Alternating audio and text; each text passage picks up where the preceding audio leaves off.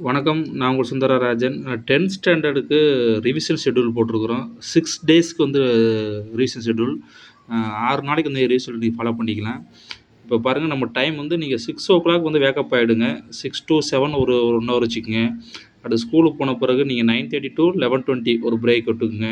11:30 வந்து 12:50 அப்புறம் lunch break எடுத்துக்கங்க. 1:30 டூ 2:50 அப்புறம் ஒரு பிரேக் எடுத்துக்கங்க. 3 டூ 3:30 ஒரு 1/2 அன் ஹவர் அப்புறம் ரெஃப்ரெஷ் ஆயிக்கங்க. 4 டூ 5:50 வரைக்கும். அடுத்து மறுபடியும் ரெஃப்ரெஷ் ஆயிட்டு ஒரு 7 டூ 8:30 அப்புறம் மறுபடியும் வந்து சாப்பிட்டு முடிச்ச பிறகு ஒரு 9 டூ 10 அப்போ நீங்க செய்ய வேண்டியது 6லிருந்து 10:00 வரைக்கும் ஒரு நாள் ஷெட்யூல் போடுங்க. இந்த ஒரு நாள்ல வந்து நம்ம 19லிருந்து 25 வரைக்கும் 6 டேஸா பிரிச்சுக்க போறோம். இதில 2 பார்ட்டா பிரிச்சுக்கங்க. அதாவது 6லிருந்து 3:30 வரைக்கும் ஒரு பார்ட்டு, 4லிருந்து நைட்டு 10:00 வரைக்கும் செகண்ட் பார்ட் வச்சுக்கங்க.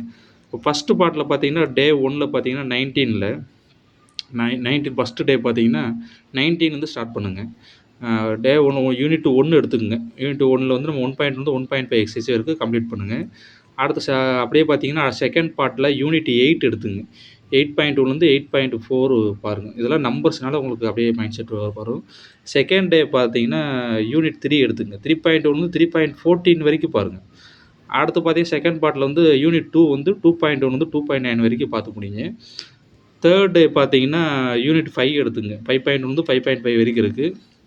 செகண்ட் பார்ட் பார்த்தீங்கன்னா, அன்னைக்கு யூனிட் 3 எடுத்துக்கங்க. அந்த பேலன்ஸ் இருக்க 3.15 வந்து 3.19 வரைக்கும் கம்ப்ளீட் பண்ணிருங்க. ஃபோர்த் டே பார்த்தீங்கன்னா, யூனிட் 6 6.1 வந்து 6.4 வரைக்கும் இருக்கு பார்த்துருங்க. அன்னைக்கே செகண்ட் பார்ட்ல வந்து யூனிட் 4ல 4.1 4.4 ஒரு தியரமும் நல்லா படிச்சுக்கங்க. அடுத்து டே 5 பார்த்தீங்கன்னா, யூனிட் 7 எடுத்துங்க. 7.1 டூ 7.5 அடுத்து செகண்ட் பார்ட் பார்த்தீங்கன்னா, கிராஃப் ஃபுல்லாக பார்த்துருங்க. கிராஃப் ஃபுல்லாக பாருங்க அன்னைக்கு ஃபுல்லாவே. அடுத்து பார்த்தீங்கன்னா, டே 6 அன்னைக்கு மார்னிங்கில ப்ராக்டிக்கல் ஜியாமெட்ரி 1 மார்க் ஃபுல்லாக பார்த்துருங்க. இந்த செகண்ட் பார்ட் ஃபுல்லாக நீங்கள் படித்ததெல்லாம் ஃபுல்லாக ரிவைஸ் பண்ணிடுங்க. நம்ம வந்து அடுத்து வந்து 25th அன்னைக்கு போய் எக்ஸாம் எழுதிடலாம்.